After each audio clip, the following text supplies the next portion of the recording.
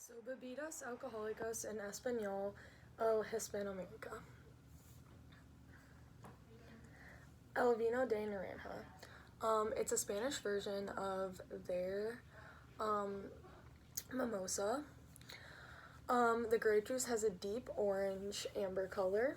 They call it El Vino de Naranja because it's from a Spanish town called Huela.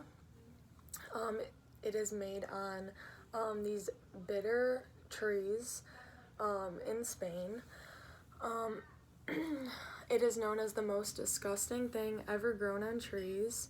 You can't really do anything of it other than make marmalade. And then from the marmalade, you can't really make anything of it other than flavored wine. It is a combination of super sweet wine and orange, and if you make it, if you make it wrong, it'll end up tasting super hot and it's known to taste super bitter and sweet. And then next we have tequila. And the Aztecs in Mexico fermented the agave plant into a substance that's known as pulque. The agave plant and the mud created the mezcal. It was originally known as a mezcal brandy, and then the word tequila that was first known was actually a mystery, and people didn't really know where it came from. It was specifically known as an original name, which the ancient people didn't really know where it came from. And then it actually means a place where to cut. That's what tequila means. And then the Cuervo family distilled this liquor in Mexico. And then rum. The Spanish rum comes from sugarcane that originally grew on the Caribbean. And then sugarcane and rum actually is a huge part of the Spanish culture in Spain. And it's a new method of alcohol production is where the Moors actually used metal stills, and perfume is actually where it originally where they started producing alcohol.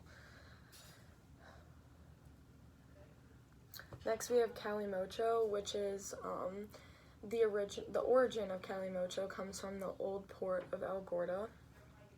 And then the two main ingredients of the drink are red wine and Coca-Cola. And then it originated in Spain in actually the 1920s.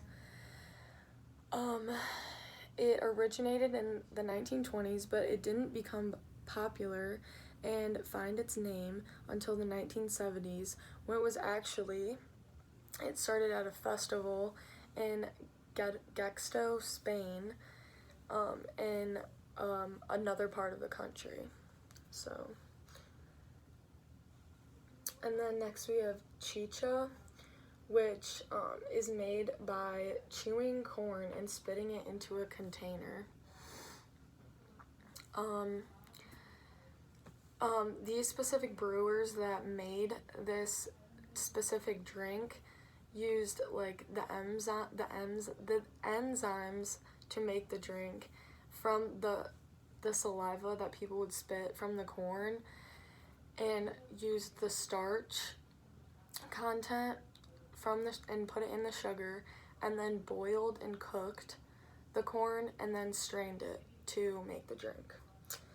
And then it's used with different ingredients in addition to the corn, such as cassava, wild fruits, cacti, and potatoes.